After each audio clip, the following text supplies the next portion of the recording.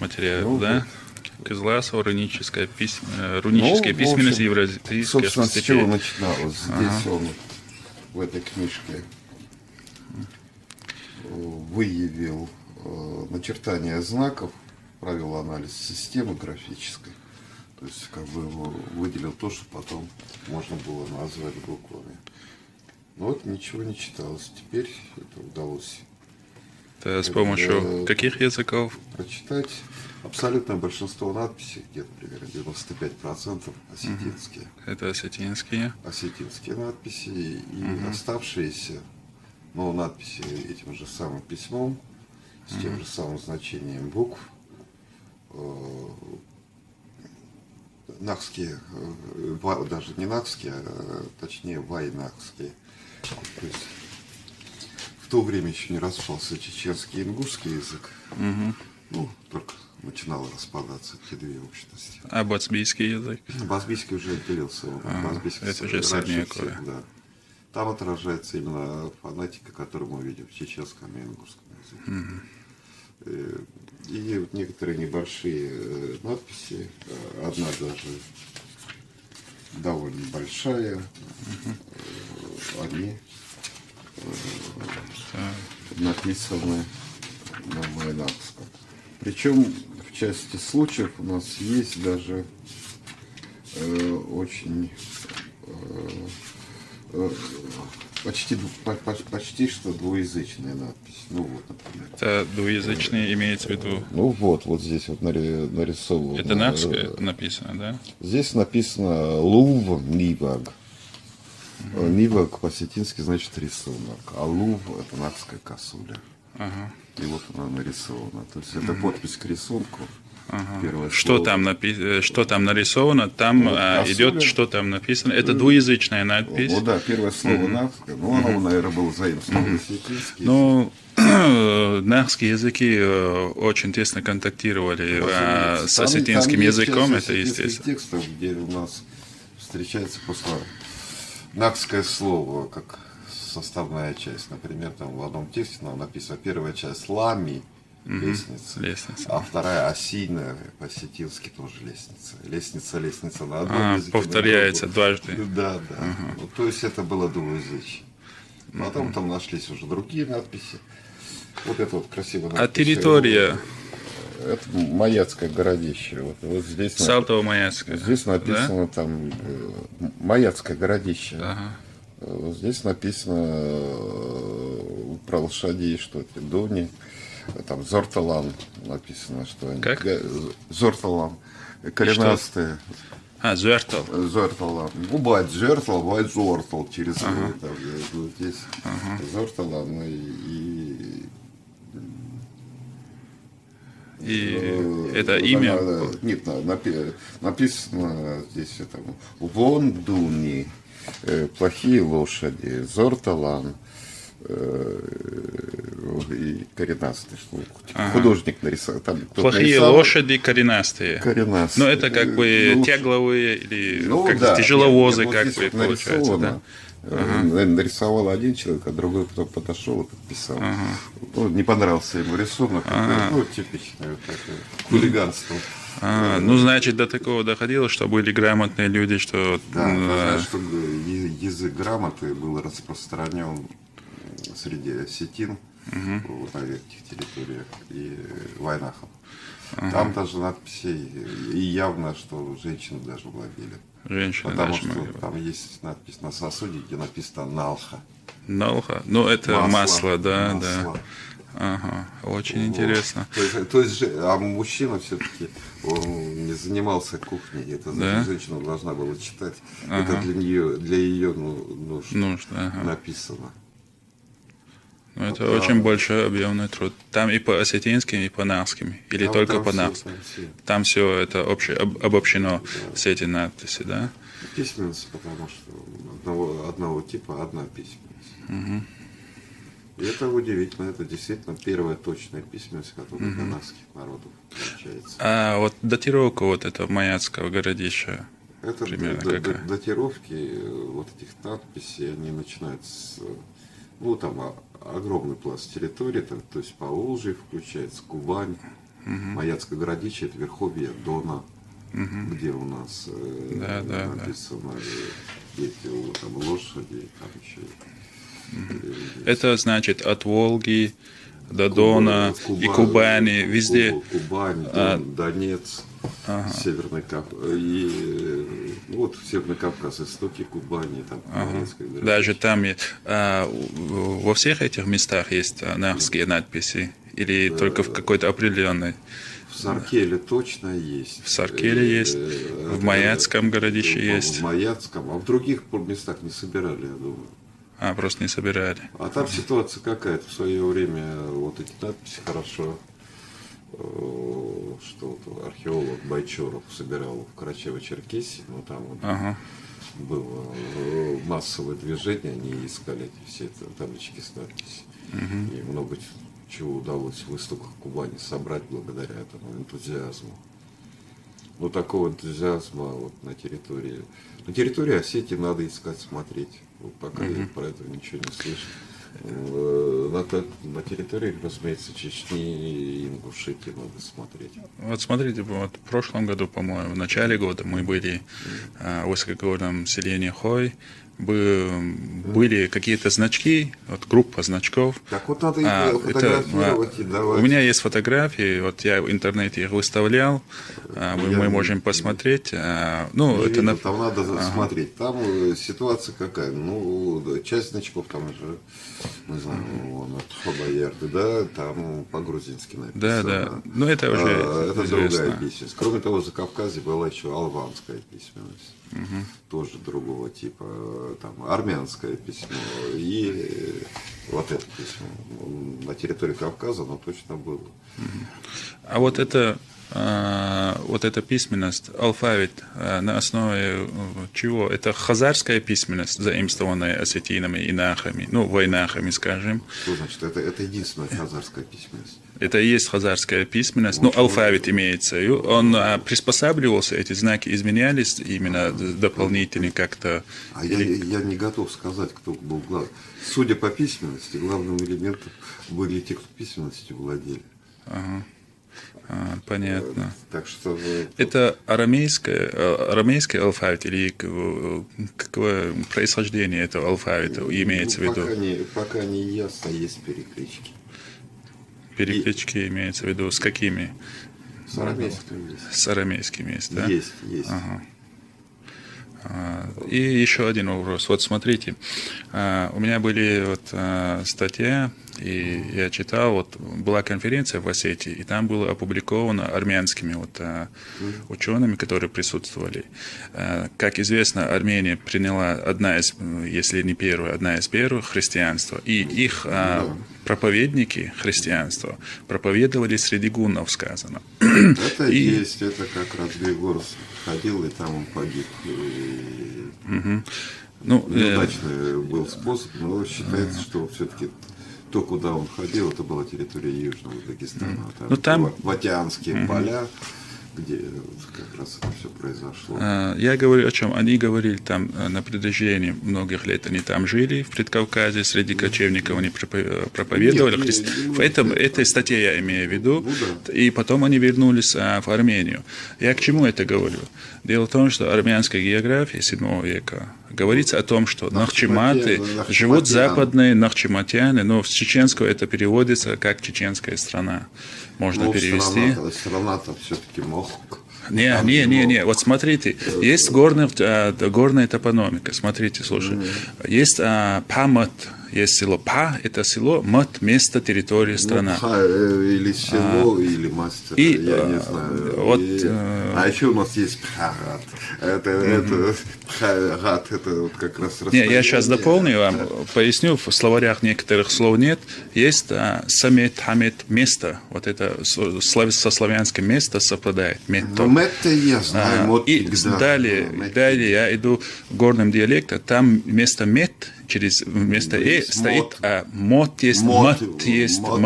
Вот смотрите, еще есть уральском языке есть шармату, царь страны, заимствование из ассирийцев. В этом уральском языке мат значит страна, земля. Понимаете? Ну, да, но мату, она не только в этом. Да, это ассирийский. Она и шумеров, значит, да, мат, страна, земля. да. Это ближневосточное, возможно, это один и тот. Место я это. понимаю, что Метти хочется сюда, но в названии все-таки народов места вряд ли.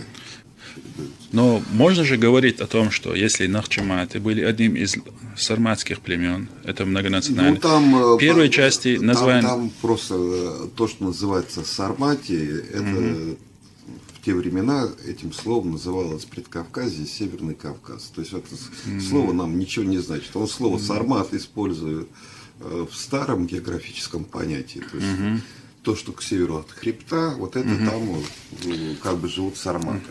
Но то, что в Нахчимате, они там упоминаются, Нахчи, собственно. Это относится к чеченцам, вы считаете? 100%. Вот это 100%. Вот смотрите, еще я хочу дополнить. Вот одно Ну там с матами вы там внимание. забыли, там еще есть Хеджматак. Да. Хеджматак, который на юге в Дагестане, который тоже с мат второй части. И этот мат, он там еще кое-где встречается, и именно в названии общности или народов. Это вот там отдельная тема, там с этим смотреть. Но вот это первая часть, то, что Нахчимате, она там вот это Нахч. Вы считаете, что вот в первой части это как бы этноним, название племени, да, а вот вторая часть это какой-то словообразовательный элемент? Да, это С типа каким значением вы считаете, что оно? номина коллектива или то, что называется... Ну, вот, А земля, страна не может? Да она... зачем? Суффикс общности просто. Я просто сейчас вот дополню. Суффикс общности или породы даже. Потому что это, например, вот есть Бахмат, там, осетинский, это вот порода лошадей низкорусских. Бахмутка, откуда русская. Это Бах у них лошадь, а мот, вот это такая Бахмат, вот, значит, такой-то порода, такого-то рода. Потому что Махчамот, это может быть нахского рода. Какого-то роду племени. Вот. Ну, значит, вот эти надписи армянские, с одной стороны, маяцкие, вот донские надписи, с одной стороны, то, что там исторически жили чеченцы, имеется в виду нахи, имеется в виду чеченцы жили действительно исторически там, писали эту письменность, они оставили, и значит, вот эти армянские... Писали те и другие, но доминирующий, конечно, осетинский, но это было совместное проживание, то есть верхушка власти, вся, которая была, а также воинское сословие. То есть армия и верхушка правящая. Это вот и осетины современные, и современные чеченцы, они вместе как бы образовывали самую главную верхушку там, да? Верхушку. Не, я к чему хочу вот это подвести. Это армянское, вот это упоминание этого этнонима, этнотопонима, скажем, Нахчимат, этнонима не случайно. Оно основано, научно основано. Нормально, там же как раз рядом от них находится Аштикор. Да. Значит, они же... В списке там все есть. Значит, они в Восточной Европе действительно на Дону жили, Нахчиматы имеется, в общем, с предками осетин, в Войнахе там жили, и были высшие... По крайней мере, в тех городах, там же было не сплошное поселение, а, видимо, были какие-то опорные пункты, ну, типа крепостей и все такое, так вот в крепостях, получается, ну, армейскими ребятами и правящими вот, были вот эти. Вот сейчас, вот несколько дней назад я был в соседнем кабинете, и там вот с иранистами поговорил, и вот насчет этого родства осетинского языка с иранскими, вот есть эта северо-восточная группа, как куда отнесен вот это осетинский язык, туда отнесен древний харизмийский, сагдийский язык и современный ягнобский, который на территории Таджикистана распространен. Вот смотрите, я им показал вот документы, то, что в Средневековье, в начале в Средневековье, это 5-6 века, вот на Центральном Кавказе была построена Дарьяланская крепость, это вторая по значимости после Дербента, и в Грузию переселялись военные колонисты. Был построен город Согдебель, Баладзари пишет об этом. И туда были поселены персы и сагдийцы. В Грузию переселялись массово сагдийцы и строились целые города с названием сагдийцев. Согдевиль. Согд – это название города. Согд по-ирански значит священный чисто. Нет, народ, это как этноним используют. Сагдийцы, персы и сагдийцы написано это там. священными чистыми называют, как сейчас пакистанцы себя называют Пакистан, который Паки значит чистый. Больше это ничего, это не надо. Осетины, они типичные кавказоиды. А со сванами, говорят, у них основное совпадение идет. Ну, и сваны по группам рядом, кто генетическим знает, родственникам. кто там, насколько эти сваны, они крашеные осетины. Ну, в смысле, не Ну, осетины, перешедшие на другой язык. Это же тут бывает. Осетинский язык – это отдельная веточка. И вообще, и какой-нибудь там, не знаю, Парачи и Армури – это тоже довольно глубокие отдельные веточки. И отдельная веточка сагдийский, с ягнопскими современными, и отдельная веточка хатанасакский. Некоторые из них там соединяются в аханский какой-нибудь, Сарикольский там или что-нибудь еще. Ну, а некоторые отдельные. Вот. Так что то, что они пришли с Востока и распространялись, и там жили где-то сначала в Средней Азии, туда, я думаю... Через Северный Кавказ, думаете, они пришли? Я думаю, что это из разряда каких-то странных немножко, неожиданных представлений. Я думаю, что у них скорее была не очень такая сильная миграция, если учесть, что в осетинском языке, кроме нахских заимствований. И грузинских. Грузинских очень мало. Там и вот южно-дагестанских. Вот. Да. Потому что самые древние скифские курганы это в Дагестане и в Чечне находятся. Отсюда шло там, распространение этой культуры. Надо разбираться. Скиф тоже это тоже собирательное название. Это большая свалка, да. И надо смотреть про отдельно. Ну вон, замечательную этимологию, правильную этимологию нашел Сережа Куланда для скифского главного этого меча короткого, который мы знаем, как выглядит, который акинак, который кинжал кавказский. И как он называется? Он акинаки есть, это бацбийская ахки, которая железо. Бацбийская? Анак, бацбийский нож, это железный нож просто. Это с бацбийского языка, акинак это, железный, как вы сказали, железный нож, да? Да. Ахки. Ахки, у них не эшк железо, не эчик, ахки. А анак это нож. Железный нож. Просто железный нож. А это считается скифским. Значит, среди скифов могли быть нахи, да? Среди тех, кого греки называли скифами, там было, я думаю, куча народу. Это многонациональный конгломерат народу. И что там, 30 языков. Да. И там в том числе и нахи были. Современное самоназвание чеченцев Нахчо, Берже и другие историки говорят, что это значение имеет народ. Нахчо. Нах, там корень. Че это суффикс, смотрите. Какой? Вспомните, что он значит. Человек, люди. Нет, не просто человек, люди. Или группа человек, людей. занимающийся тем, что сказано в корне. Да. Это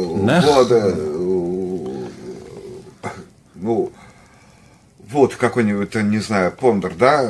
Пондарча. Пондарча это будет человек, который играет на пондаре, да? Но это суффикс профессии вы говорите. Правильно. Но в русском языке Дреговичи и так далее. Да, это не надо, это другое, он из другого берется. Это суффикс профессии, и поэтому там, не знаю, какой-нибудь кувч, земледельцы или как, забыл я. Но этимология дается Нахчо, они пишут Нахчо значит народ, принадлежащий один из народа. От народа у нас не бывает такого типа образований. Чтобы образовать единственное число от множественного Нах. Если у вас Ч значит суффикс. Оно ничего не значит в современном чеченском языке. В древности оно могло что-то значить. В современном чеченском языке, где встречается только как суффикс деятеля. Так и надо от этого плясать. И это нормально получается. У нас есть замечательный корень нахар. который... Нахарч – это плугар. Правильно, так Там нахч. «р» идет. Косвенное в сложении не обязательно. И вот это нахч как раз, это как раз это скиф и пахарь уж скорее. Ага, даже вот так. Да, очень даже так, вот да. так скорее лучше вот так. И поэтому он есть нохчи и есть нахчи. А потому что нох нахарам. Но основных диалектов-то Правильно, в диалекте. Ну, в один- нахчо через «а». Правильно, а потому что нахаран у нас от плуга именно с а в косвенной основе. А почему вот авторы говорят, что нахчо переводится как народ? Они потому что... Нахчемох – это как место народа переводят. Это Нет, Ичкерия когда так Нахчи, называют. как Нахчи называют себя только чеченцы, а ингуши Нахчи называют чеченцев. Лаудая пишет о том, что когда ингуши встречаются с чеченцами, они говорят «Вейцавэджэрэду, вейцанахчэду». Мы одни братья, мы один народ, это переводится. Это зафиксированное историческое свидетельство. Разумеется, потому что Это потом они стали отдельным народом. Да я же не про это говорю. Я говорю про то, что вот этот этноним, ну, он потом стал этнонимом. А сначала это был, ну, по-видимому, эпитет этнонима. Тоже У возможно. Геродота как? У него скифы земледельцы, Скифы пахари. вот пахари, вот они и есть. Это буквально калька. И сохраняется нахчи. Кто у нас кемерийцев победил? Когда кемерийцы, ой, не кемерийцы, нарты когда кончается, последний, когда они в Кургане, в Герменчиге погибают. Кто их осадил? Их нахчи. Чеченцы, нахчи. Да, не войнахи, ничего такого, а вот именно нахчи пришли, и вот им там эту воду там отрезали, не дали им. Я недавно там был как раз. Вот, И водопровод там до сих пор есть. Вот, нет, это Строят новый. строят новый, но его опять перережут. Но это рядом только. Я к тому, что это надо как-то так. А так нах, конечно, есть у нас нах сам по себе, которое люди значит. Вот Где? это, а? Нах есть слово. Ну, люди. Люди, народ. Это знаю. Люди. Вот Люди, народ. это было единственное стега, множественное нах. Да. И все такое. И это другое. Это очень нормально. А нельзя, вот смотрите, вот первоначально сак было самоназвание, это потом появилась саку суплетивная форма нах, и потом с помощью суффикса стали образовывать единственное число от наха, принадлежащий к народу и относящийся к этой народной группе. Это, в русском языке человек люди. Да. Людин, человек, один из них, при помощи суффикса образовано. Это я все это изучал, очень хорошо я знаю. Я это хорошо изучал. Людин – это человек, значит. Там ситуация плохая тем, что получаются в этом суффиксе у нас... Тавтология. Да нет, Или это, повторение одного и того же значения. тавтология, ну это уж на это плюнем, но перегласовок не должно было быть через два согласных. Есть же исключения постоянно из правил. Ой, это ж не так использовалось. А у нас в одних диалектах то А, то О, и это показывает, что между Х и Ч был гласный. И гласные там, в общем, там, что там было нормальная ситуация с чередованием. У нас чередование возможно, когда у нас, в лучшем случае, сочетание с сонантом первым. То есть Т какой-нибудь Т допускает чередование, а вот когда уже два согласных, то скорее это плохо. Могут эти нахчематяны из армянской географии быть теми людьми, которые оставили надписи на среднем и верхнем доне, надписи которых вы расшифровали. Допускаете такое? Тем более, это единовременно это все это выложено. Ну, не единовременно, Ну, не примерно одновременно. Не исключено, но у нас дело в том, что у нас все опирается в этот ареал распространения нахчематяна. Там по этой географии мы эту границу очертить не можем. Мы видим, что да, действительно, где-то рядом. Это не исключено. опять же, я не знаю, вот, если упоминается биография, то это значит, там было компактное расселение. То есть, получается, там набор хуторов, там поселков, все такое, ну, компактное население какого-нибудь народа, если он упоминается. Но я не исключаю возможности, что там было хуторное через Полосице в других местах. И тогда уже что? А если у нас учат письменности, а учат письменности кого скорее, получается, высшую страту, то есть власть, администрация, воинское сословие. Если у нас это Посетинские, Донатские, то это скорее указывает на то, что доминировали они. Вот этим как бы позволено было учиться, а другим это незачем. Но еще дополнительно то, что есть в восточнославянских древнерусского периода есть заимствование из кавказских и инахских языков. Это говорит о том, что действительно эти люди не только оставили эти надписи, там жили, но они еще контактировали со славянским населением. Ну, это могло быть другой период. Более древний период или более поздний? И более древние, я думаю, были контакты, и более поздние. По крайней мере, я думаю, что вот это вот кусок вот этой степи, проходной двор Европы, который юг Украины, ну, вдоль моря, что как раз через него эти выселки ходили. А кроме того, мы не знаем до конца четкую геоэтническую составляющую там, и Восточной Европы, и всего другого. У нас очень мало. Я не удивлюсь, что и там были какие-нибудь куски. Еще западнее. Да, могли быть еще, да? Как-то, да, вплоть до Венгрии, а может еще дальше. Вот, да. Ну, степь это и до индоевропейцев уже кто-то там жил. Но можно допустить, что в тот период древние нахи или древние чеченцы, если это навчематы, жили там. Родственнички по языку, да, не все чеченцы. Ну, естественно, не, мы говорим о нашего этноса. Да, были или ну, какие-то выселки, да, вот эти вот. Ну, распространение, колонизация, то, что называется, ну, такие. Не целенаправленная, ну, а может и целенаправленная. Нет, целенаправленная только тогда, когда там первые выселились случайно, а потом бежали, говорят, там место есть такое, и зазывают другие, да. Но целенаправленно называют другую, когда там политическая власть говорит, а теперь все поехали туда срочно там поднимать магнитку.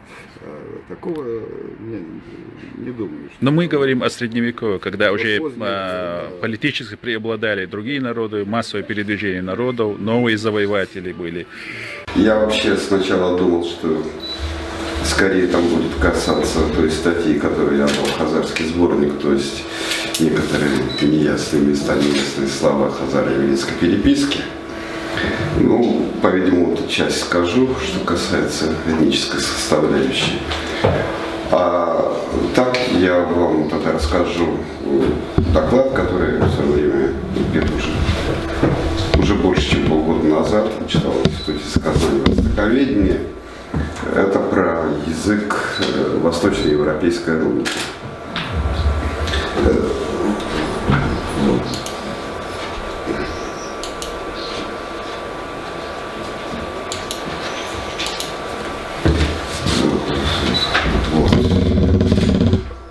Это ППТшка аутентичная, то есть с того времени, когда я первый раз выступал. Частично там уже изменилось к настоящему времени некоторое прочтение, но только в частности, а в целом осталось все то же самое.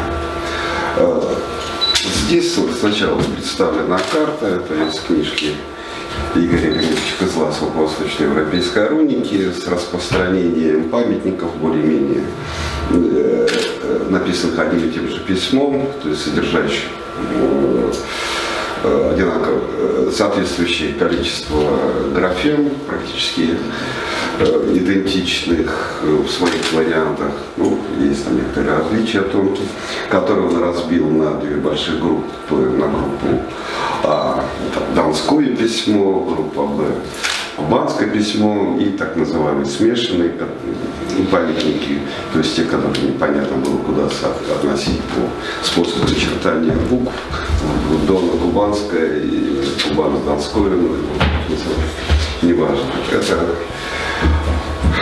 черный кружочек группа Б. Но это на самом деле не группа, это как раз такая куча, которая была не ясна к тому моменту. Кроме того, на этой карте нарисованы кружочками часть памятников, которые были изучены и добавлены к тому корпусу. И видите, что это ареал Нижнего Прикамья, Днепр получился, и Кубань, истоки Кубани, а также район Донца. Все эти памятники написаны действительно более-менее одним и тем же письмом. Используются те же самые графемы с некоторой вариативностью. И анализ и дешифровка этих памятников, конечно, удалась благодаря тому, что до этого был сделан довольно хороший анализ, заново были сделаны подписи и прочитаны и выделены знаки Игорем Леонидовичем Козласовым, что хорошо, потому что он также специалист и в тюркской рунике, где там существует свой набор графем, и примерно представлял, как устроена эта система письма с чисто графологической точки зрения. То есть этот материал с выверенными надписями, с выверенными комплексами букв была использована при первоначальной работе. Дальше уже список памятников был расширен и значительно увеличен. В основном это бытовые надписи, встречающиеся на разных предметах, на стенах, на наручье луков, на посуде. Но в том числе есть часть надписей, которые скорее имеют официальный характер. Это легенды этими буквами написаны на двух видах серебряных монет, подражаемых дирхемом, а также в том числе рукописная надпись на документе. То есть сфера распространения этого письма охватывает довольно много страт. И удалось в результате работы с привлечением различного материала, в том числе северокавказских языков, практически всех без исключения, разобраться с системой письма и отождествить знаки, то есть отождествить и графическую оболочку, и звуковое наполнение. Оказалось тоже удивительная вещь, что эти знаки довольно сильно перекликаются с секельским письмом. Это на территории Венгрии существовало тайное воинское письмо. Первый памятник его с 13 века. Фиксируется несколько надгробий, где написано, кто похоронен, а потом во время войны с турками как раз этим ни на что не похоже, ни на арабское письмо, ни на латинское письмо, пользовались для передачи шпионских или секретных солдатских сведений, поэтому он назывался и как секретное, и как воинское. Но звучание этого письма более-менее было известно, и действительно оно там соответствовало венгерской фонетике. Хотя есть переклички между тем письмом, которое использовали венгры, и вот этим письмом, хотя в некоторых случаях не очевидные и не на 100%. Что надо сказать также про рунику? Руника называется просто особый тип письма, который похож на германские руны. Это по воле случая германские руны стали понятными раньше. Письмо действительно с удивительными графемами. В основном надписи фиксировались на камнях, а также на других носителях с твердой поверхностью. И понятно, что на них много не расстараешься, и использовались более-менее простые черты или графемы, которые легко или просто резать на камнях. То есть, палочка, там, перекрестие, кружочек. То есть количество таких простых черт довольно ограничено и исчислимо.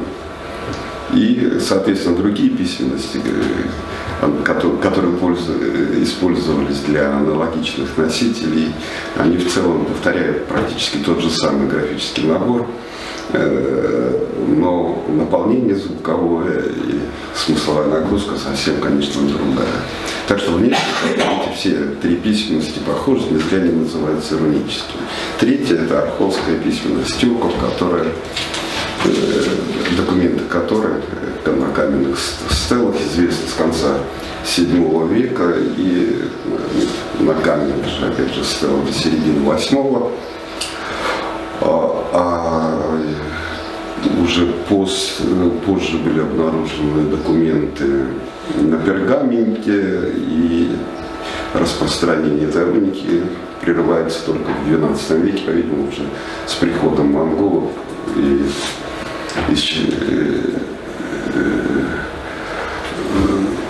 замены административного языка. Там последние документы административные по покупке-продаже земли писались этими буквами. Так вот, это вот сфера распространения. Мы видим, это территория Прикамья, территория Дона, Донца, Кубани, и Днепра, да, территории Восточной Европы. Что вы видите? Есть некоторые знаки, совпадающие с тюркской руникой. Но их не так много, и они не определяющие. Тюркская руника уже читается с конца XIX века. Корпус памятников известен, все время расширяется постепенно. И это похоже, но не такое письмо. Про секельское письмо я уже сказал. И оказалось, что данная письменность применялась в основной массе памятников, которые известны к настоящему времени. А их, я собрал где-то около 50 штук, написаны на осетинском языке. И есть несколько памятников, не более 5, но написаны этими же самыми буквами для другого языка, для языка чечено-ингушского. Чеченский и ингушский язык сейчас различается. Разница в нем чуть больше, чем между русским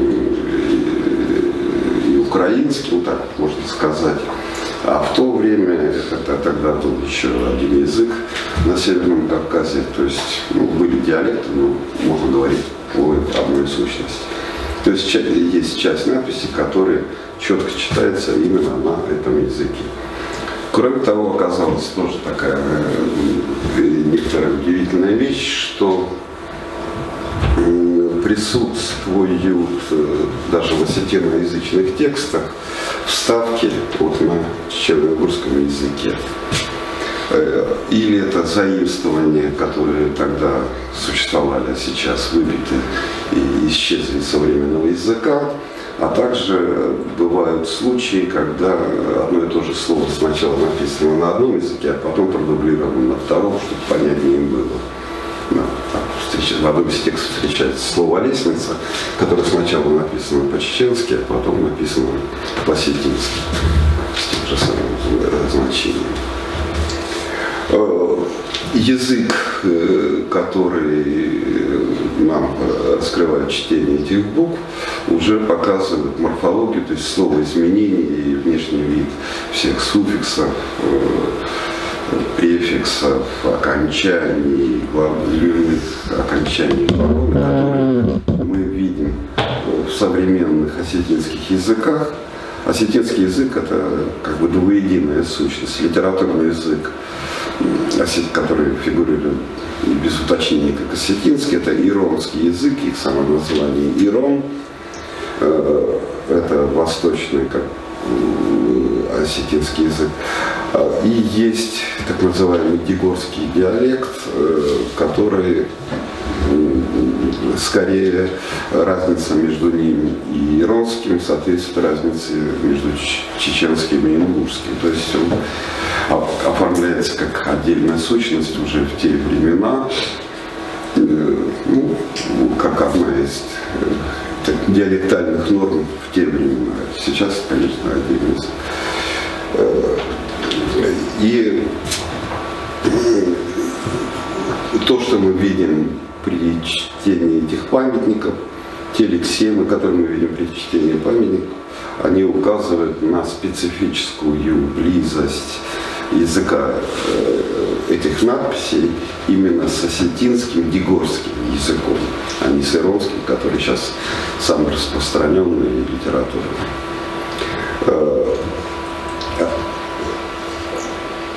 Сейчас дигорцы живут в районе ущелья Стур-Дигорского, единственные, которые остались, они мусульмане, как бы сверху мусульмане, конечно, такие скорее язычники.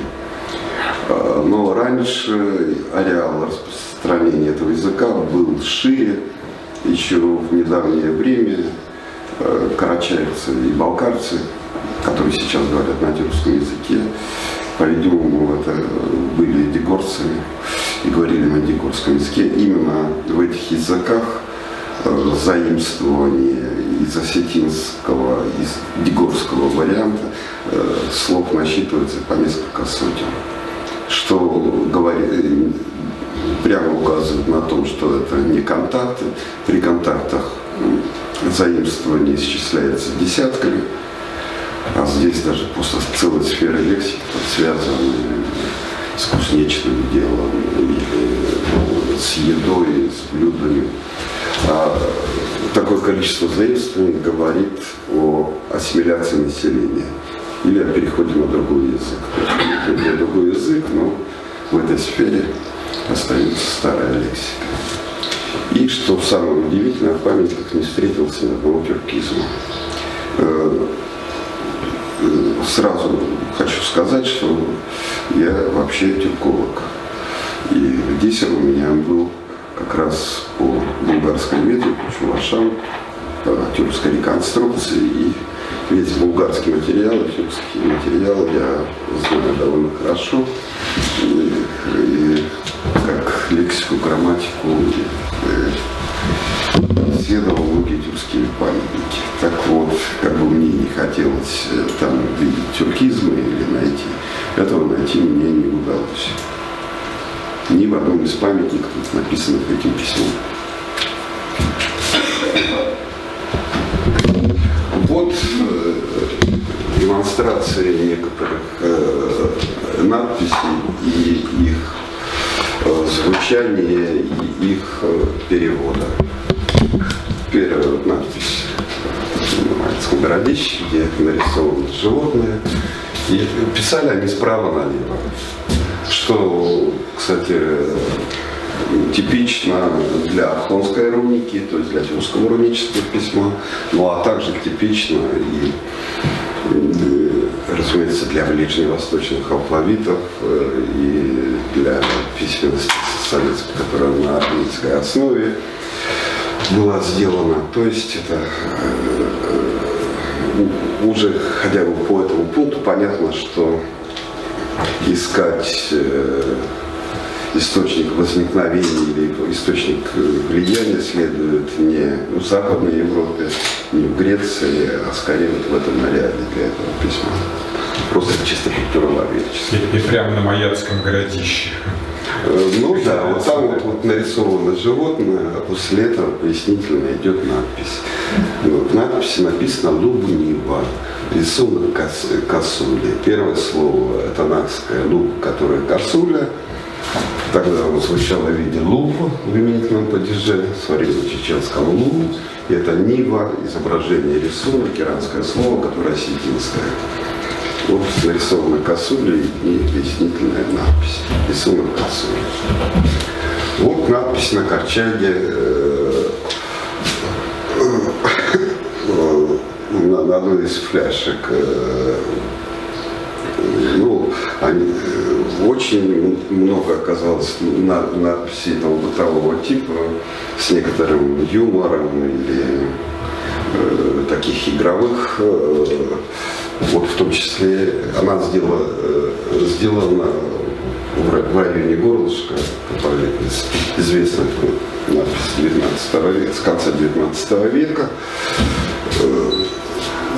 Написана там следующая фраза: «Каково тебе на вкус, как на вкус угощенница» или творожок буквально. Слово «кядора», которое в осетинском современном языке есть, это дегорское слово, в иранском его не существует. Вот оно, это «гядера», вот это оно здесь написано, является старым кавказизмом.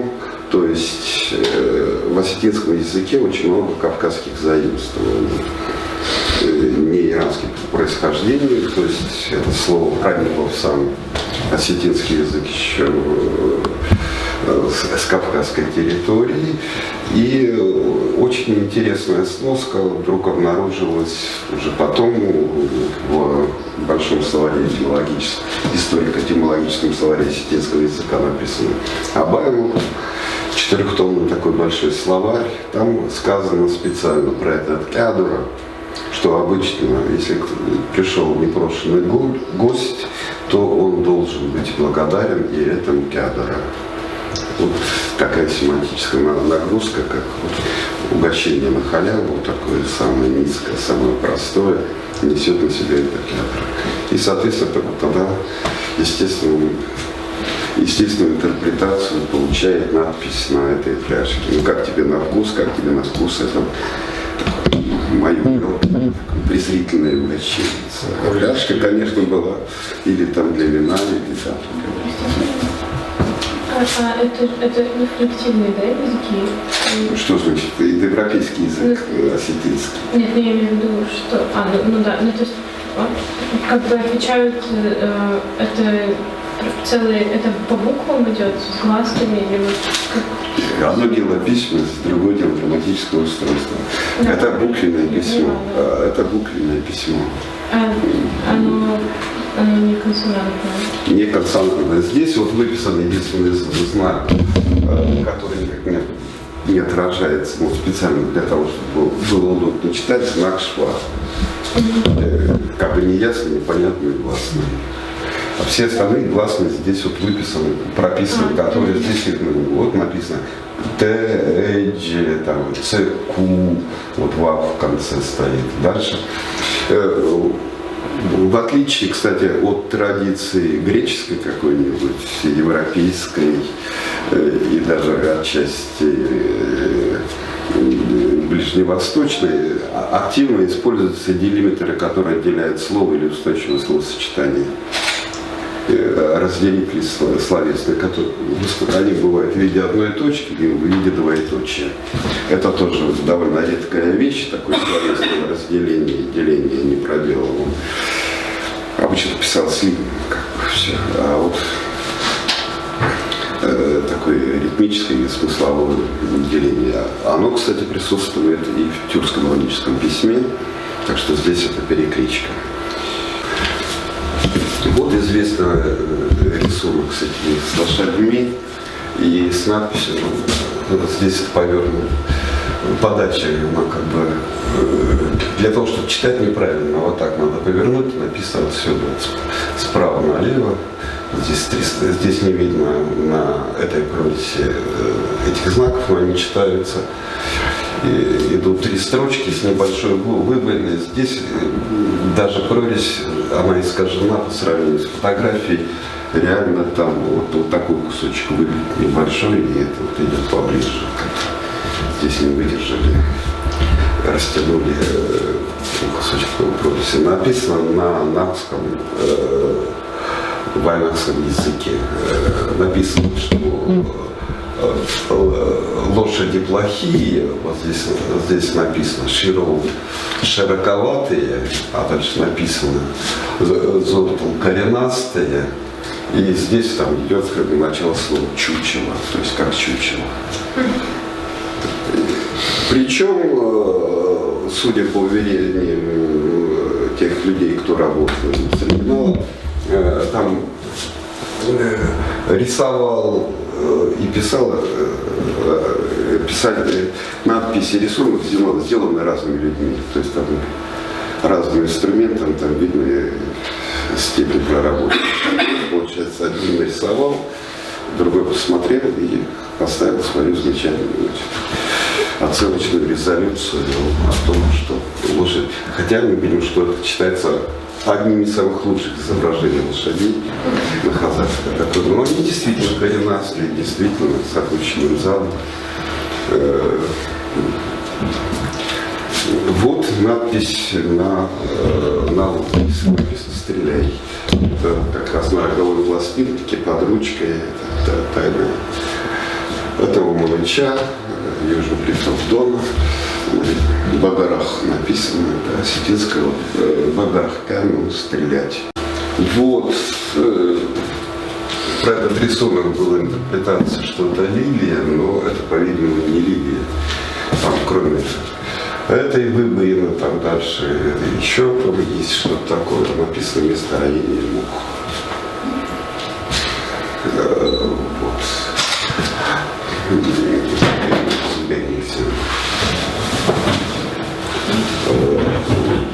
Вот. Вот надпись на горшке, найденном в Саркеле.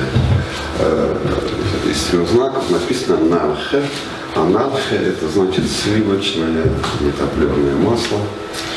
В осетинском языке оно есть, но оно заимствовано из вайнахских. Это кавказское слово «нархе», сливочное масло. Надпись может быть как нахская, так и осетинская. Но что значит? Дело в том, что в культурах, как осетинской, как и везде на Кавказе, мужчин до кухни не допускали. И, соответственно, она была предназначена для женщин, то есть женщинам или читать. Это очень... Там будут еще некоторые памятники, которые показывают, что грамотность была не только мужская, но и женская. Ну, вот это большая надпись, которая одна из самых больших надписей в источнике. Буквы Смоленского городища. Здесь скорее назидательное обращение читающих к адресату. И начинается оно со слова «балкач», которое написано «прочитай». Написано там, насколько видна лица у человека, насколько такой гниловатый человек.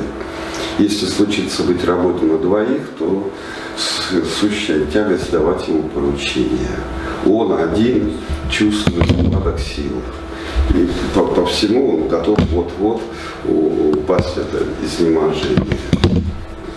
И он, получается, делает так, что работа вот-вот сорвется. Это как-то призывает бороться против сочинизма, против таких вот нехороших. То есть, по-видимому, это или назидательно, или кто-то так поступил. А потом был письменно ославлен, чтобы напоминать и ему, и другим, показывать, например, это на том блоке, который никогда не был в стене, который вот валялся в отвале, написано. Грамматически удивительно, что выражены и довольно такие сложные формы.